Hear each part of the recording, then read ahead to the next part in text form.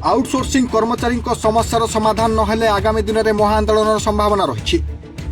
आसंता February 2 तारिख में भुवनेश्वर ठारे सरकार को घेरिबा को नहीं संघ तरफ चेतावनी दी जाइछि।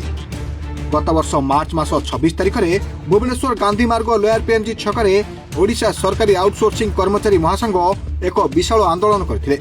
सेही समय सरकार तीनोटी दाबी को यथाशीघ्र एक मंत्रिस्तरीय बैठक में अनुमोदन करी शुणाणी करबा पई आउटसोर्सिंग कर्मचारी मानकु प्रतिश्रुति देथिले, किंतु प्रतिश्रुति रक्षा करिबारे विफल हेबा नै अभियोग करछन्ती संघ कर्मचारी।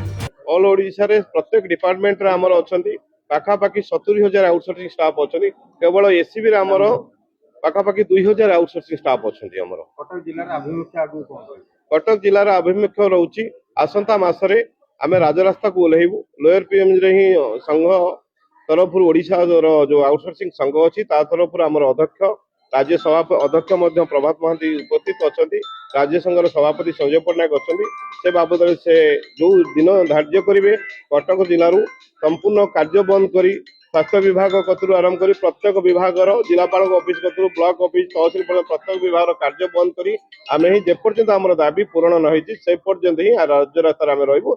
सरकार हमर दाबी पूर्ण कले आमे ओहरिबु। शुणु आपण मैंने अल्प बहुत सारा ओडिशा समस्त व्यवस्था जानी जे आमे आमर तीन गोटी दाबी नहीं आमे आंदोलन करूँ गत मार्च मास 25, 26, 27, 28 से दिन मान्यवर दुई जन विधायक सरकारी दलर श्री बाबू सिंह इराशीष आचार्य आसी आमको कहते मान्यवर मुख्यमंत्री गोटे सब कमिटी करिसेंती श्रीयुक्त पृथ्वीराज हरिचंदन मान्यवर आईन मंत्री अध्यक्षतार 28 तारीख आपण सहित आलोचना मार्च 28 रे आम आलोचना गलु एवं आलोचन मान्यवर आईन विभाग मान्यवर मंत्री कहले जे आपण को गोटे डेलीगेट मुख्यमंत्री सहित ए बाबद आलोचना ही आर निर्यास बाहर आमर तीनोटी दाबी था कि दुख और परितापर विषय आम सहित मान्यवर मुख्यमंत्री आलोचना दूर कथा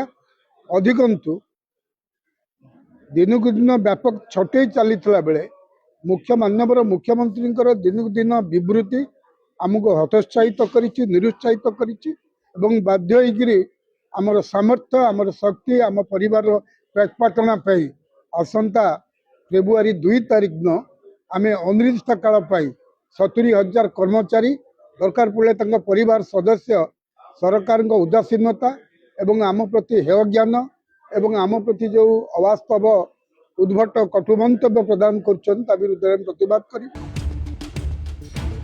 कटकरू जयदेव पाणी रिपोर्ट टुडे।